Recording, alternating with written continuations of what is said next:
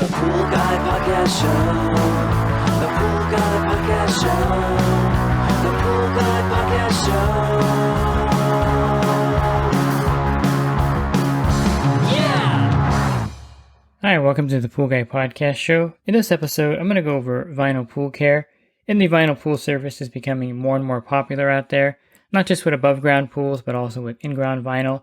So I'm going to go over some of the pros and cons of vinyl lined pools, and also some ways to best take care of them. Pool Service Pro. Open a Leslie's wholesale account today and receive wholesale pricing on products you use every day. Leslie's Pool Supply offers convenient locations that are open 7 days a week. Another great benefit of opening a Leslie's wholesale account is Leslie's referral program. Get referred to a customer looking for weekly pool service. Also receive priority service, enhanced rebate programs, a discount on your general liability insurance through SPA, a discount on your pool routing software through Skimmer, and an opportunity to co-brand with Leslie's on your social media, website, truck, and more. Save time and money and grow your pool service route and become a Leslie's Pro. For an above ground vinyl pool, the cost is of course significantly lower than an in-ground pool.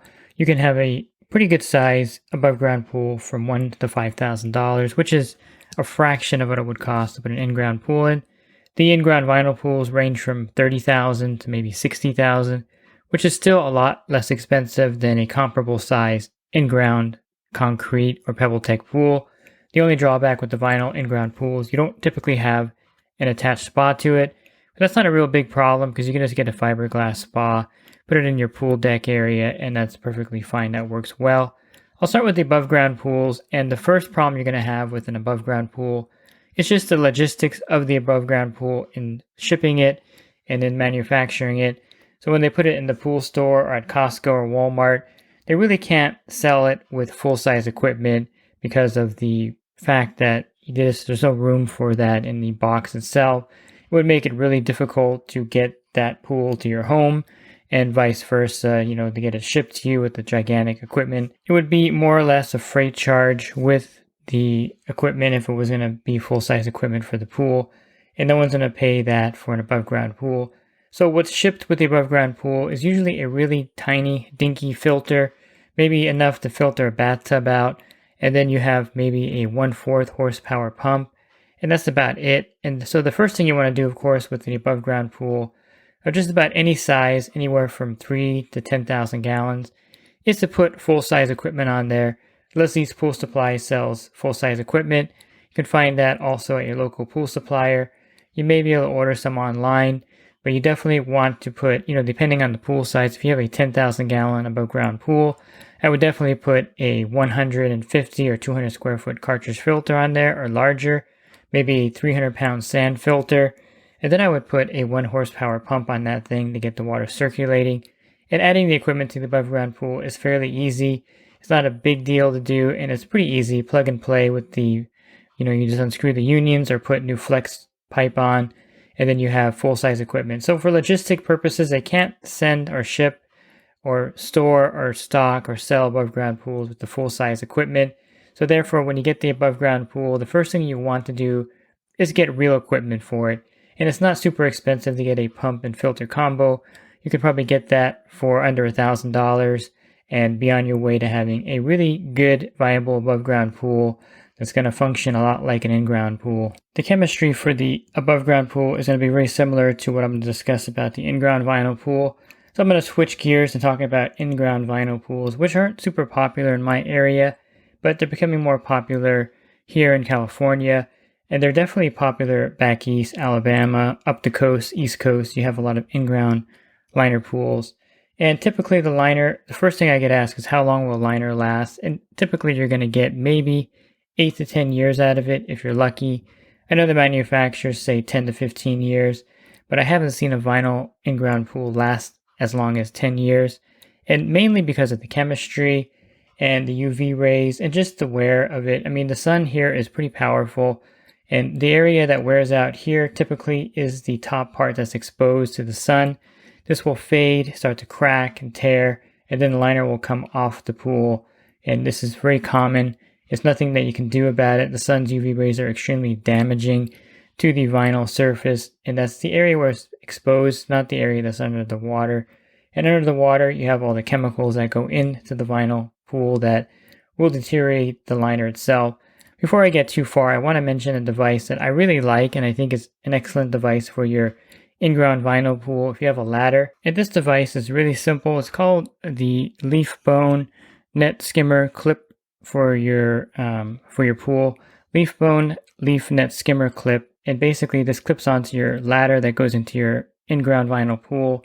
You attach a standard leaf rake to it, and then all the leaves that go around the surface will go into the leaf rake. And it's just like the pool skim, basically for the vinyl pool, except that the device is like $12. I highly recommend this for your vinyl pool, in-ground vinyl pool if you have a ladder.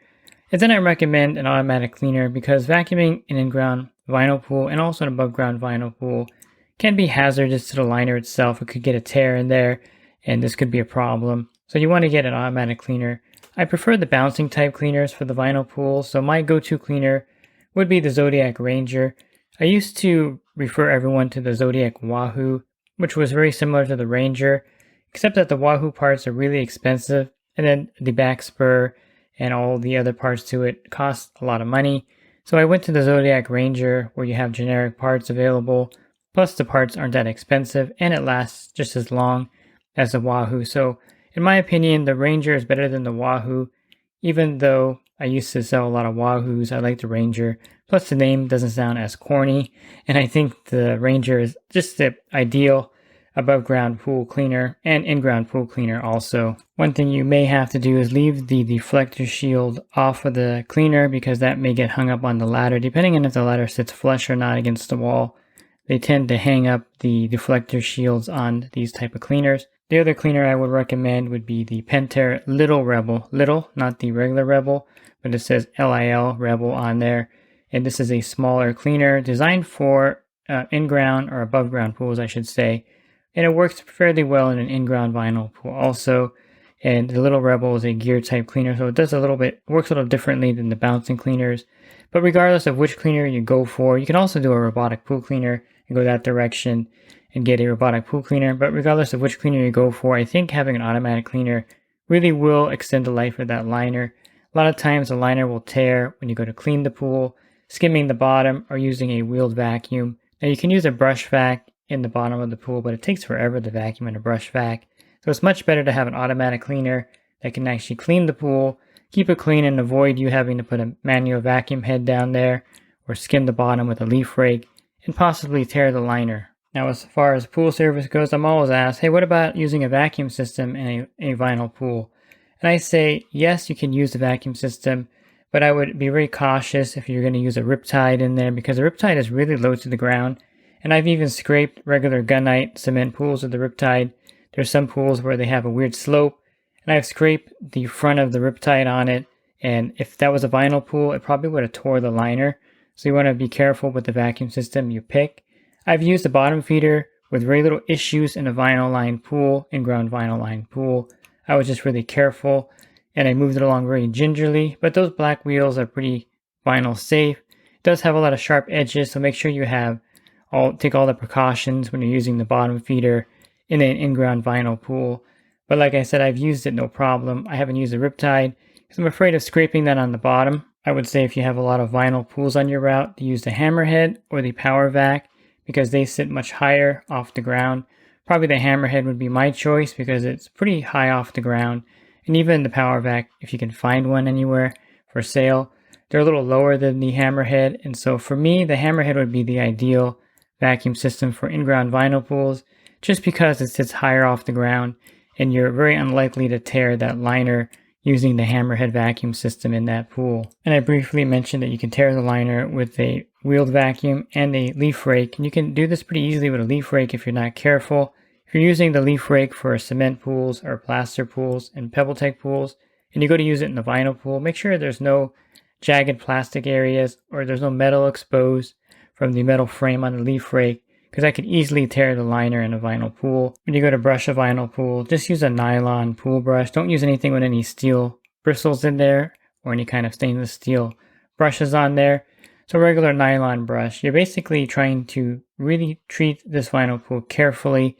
Also with the toys that the kids use, I would stay away from, water guns and things like that.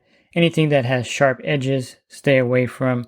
So limit those toys to maybe some diving rings and things that aren't sharp and you definitely don't want anything sharp in the pool.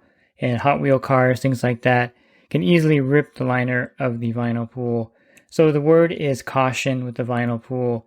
You don't want to use anything in there that's going to tear the liner. The liner replacement costs vary by region, but figure at least $3,000 or $4,000 for the most basic cost of a replacement liner, and then it goes up from there. And plus you have to drain the water, refill the water, and it can be a really messy process if you have to prematurely replace the liner in the pool. After 8 years, when the liner wears out, of course you're going to have to go through this to replace it, but I would hate to have you have to replace the liner early because of carelessness and someone tearing the liner on the pool. And for an above ground pool, basically when the liner goes, you probably just get a whole new pool in some cases. It's hard to get the replacement sometimes, and these pools aren't super expensive. They range from, like I said, $1,000 to maybe $3,000. So replacing them after the liner wears out is probably better because the frame gets old anyway, and it's one of those things where you can just keep the equipment that you purchased and just put a new above ground pool in its place once that wears out. And it depends on how often you use the pool and the quality of the pool, but I would say the liner in an above ground pool will last anywhere from 3 to 5 years if you take care of it. Let's talk a little bit about the chemistry of a vinyl pool. I would say that any kind of powdered shock should not be put directly on the vinyl pool surface, as that will bleach the surface. So Cal Hypo will definitely bleach the vinyl surface. Trichlor granular will definitely bleach the vinyl surface. And using tablets in a floater is really a no-no in a vinyl pool, because if that falls out, tips over, it'll really stain that vinyl liner badly. So you don't want to use trichlor tablets in a vinyl line pool either. I wouldn't recommend a trichlor feeder offline either because of the low pH of the trichlor. So basically you're dealing with a piece of plastic, and the pH there's not much of an acid demand on the vinyl liner. So the pH tends to drift down on a vinyl pool. If you're using tablets with a pH of like 2 or 3, and you're using a lot of those in the pool, you can imagine that since there's no acid demand, which means the pH doesn't go up in the pool, and you're using a chlorine that lowers the pH, that you're going to lower this pH down pretty dramatically in a vinyl line pool using trichlor tablets. In some cases, it may be logical to get a saltwater generator for your above ground pool. They make Intex, I think it's Intex, Intex makes a saltwater generator for above ground pools, and I would recommend that for your above ground pool to avoid using any chemicals that could stain the liner, and that will definitely extend the life of your above ground vinyl pool. For in-ground vinyl pools, you can use any major manufacturer saltwater generator. You can put a Trichlor cell on there. You can put a Penter-Ichlor. You can put the CMP cell. Whatever you want to use on your pool, you can actually use a saltwater generator on a vinyl pool. The only danger is if the vinyl starts to leak, there's some galvanized steel behind the liner, and that could cause it to corrode.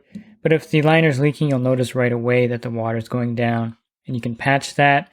So it's not a huge danger to have a saltwater generator in a vinyl line pool. In fact, it's probably going to be a good way to maintain that pool with as few chemical side effects as you can have with the saltwater generator on a vinyl pool. And I would recommend that if you want to keep your above ground pool long term, or if you want an easy way to maintain your in-ground vinyl pool, that a saltwater generator is definitely the way to go. And I went ahead and looked up the Intex saltwater system for your above ground pool. It's called the Intex 26667 EG QS500 Crystal Clear Saltwater System. Not sure what those numbers stand for. I'm sure they stand for something. And this one's good for up to 7,000 gallons. And you can get some for up to 15,000 gallons. That's called that one seems to be out of stock online. But that one's the Intex 2669 EG QS1200. And that's for 15,000 gallons. I should have given you the price on the 7,000 gallon one. That's $338. So that's about a year, maybe 2 years worth of chemicals for your above ground pool. And I think it's worth the investment to get this particular saltwater generator. On Amazon, it has 4,200 reviews, and it's like almost a 5-star product. So for $338, you're going to get a saltwater generator for your above ground pool. And I think it's definitely worth it with the price of chemicals nowadays. I mean, dropping $350 on a saltwater system is smart for your above ground pool. That wouldn't work in an in-ground pool. These are made only for the above ground pool. So for the in-ground vinyl liner, unfortunately, you're going to have to buy a saltwater system that's made for an in-ground pool, and those are going to run you anywhere from $1,200 to $1,500. And that may still be worth it because the in-ground pool, of course, lasts longer, and then you just replace the cell.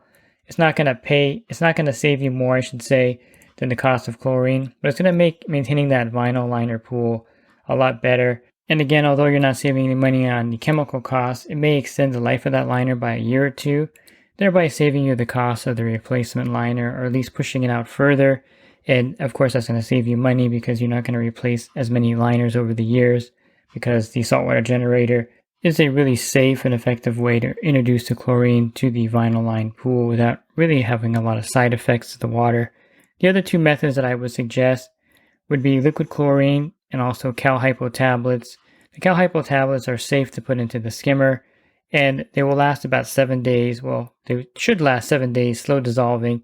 If you use the Pool Life tablet by Solenis, and if you use the CCH tablet by Solenis, used to be Segura, these will last 7 days, and they'll introduce a small amount of chlorine to the water every day as the pool is running, and this is a great way to maintain the vinyl liner pool.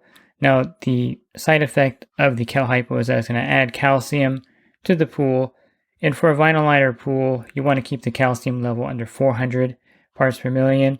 Most of the time when you're starting out with fresh water, the vinyl liner pool is around 100 or 150 parts per million. And so this is a good way to actually add a little bit of calcium to the water.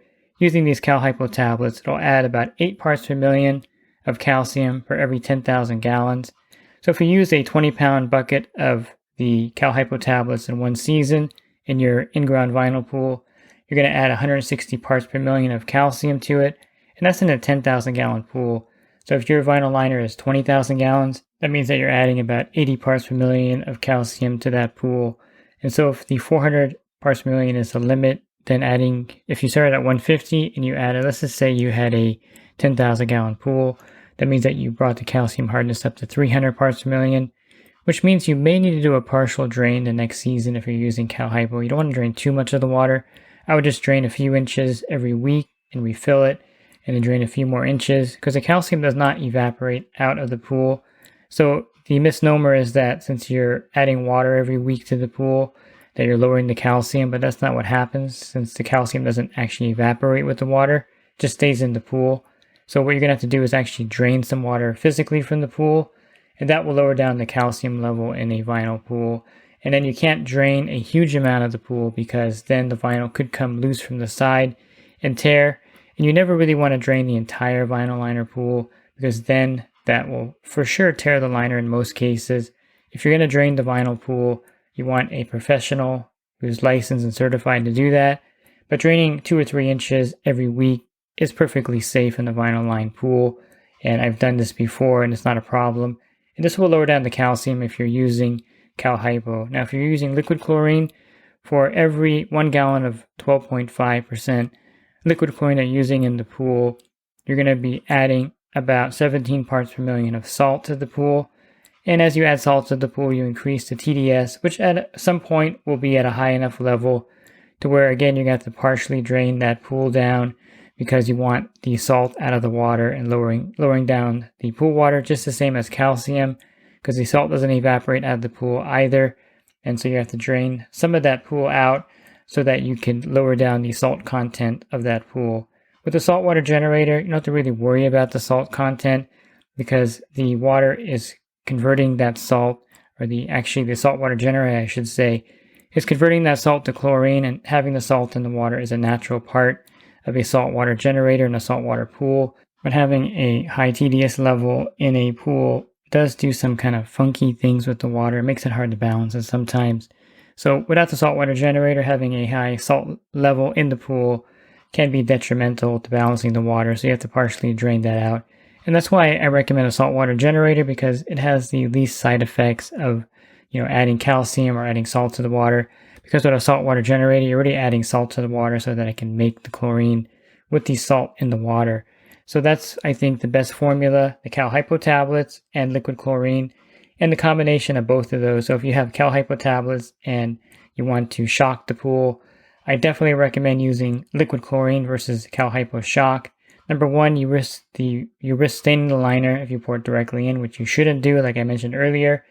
And number two, you're raising the calcium level up. Every 2 ounces of the Cal Hypo Shock, you're adding 1 part per million of calcium. So you definitely don't want to be adding Cal Hypo Shock to a pool that you're using Cal Hypo Tablets in, because that'll raise the calcium hardness even faster. So I think a good combination is the Cal Hypo Tablets with the liquid chlorine. You can also add borates to a vinyl liner pool to bring the borate level to 50 parts per million. And this will also help with the pH. So if you have a problem with the pH dropping too low, the borates will actually help keep the pH more stable. And it'll also act as a natural algistat, so there's not going to be any algae growing in the pool. So bringing the borate level to 50 parts per million with the boric acid powder is a great way to help stretch out the chlorine level or chlorine demand in the pool and keep you from adding large amounts of chlorine that have side effects like the Cal Hypo and liquid chlorine. You can also use the Pool RX in the vinyl pool without any issues, and this also will enhance the chlorine and make it last longer in the pool, thereby allowing you to use less of it, and you'll have less side effects, or byproducts I should say, not side effects, but byproducts from the Cal Hypo tablets and from the liquid chlorine for your vinyl pool. It's really not that difficult to balance the vinyl pool and maintain the chemistry. You just have that caveat that you can't drain it whenever you need to, like a plaster pool or pebble tech pool, and therefore you have to be more cautious of the chemicals you add to it. Trichlor, I mentioned, is out, and the other aspect of trichlor one reason why you shouldn't be adding a lot of trichlor is that it raises the cyanuric acid level in the pool, which means that it's going to be harder and harder to balance that pool water, and you're going to have to drain some of that water out again. And the same thing with dichlor. I wouldn't recommend using dichlor as your primary sanitizer either, because about 60% of dichlor is cyanuric acid, and you're going to be raising the cyanuric acid level in that vinyl pool to pretty astronomical levels quickly, and this requires draining of the pool to kind of rebalance that cyanuric acid level. You do need cyanuric acid in the vinyl pool. You should have it at 30 to 50 parts per million. And so if you're going to add cyanuric acid to a vinyl pool, I highly recommend using liquid instant pool conditioner. Instant pool conditioner is the cyanuric acid in a salt form, and therefore you can add it directly to the surface. Really just brush it with a nylon brush, and that will dissipate it. And this will kind of prevent the side effects from using granular cyanuric acid in the skimmer, because some of that could get onto the surface through the filter, and this could stain the vinyl pool surface. So use only natural chemistry instant pool conditioner in a vinyl liner pool to bring that cyanuric acid level to 30 to 50 parts per million. But like I said, the vinyl liner pool is pretty easy to balance because there's not a lot of acid demand. It tends to drift down in pH rather up.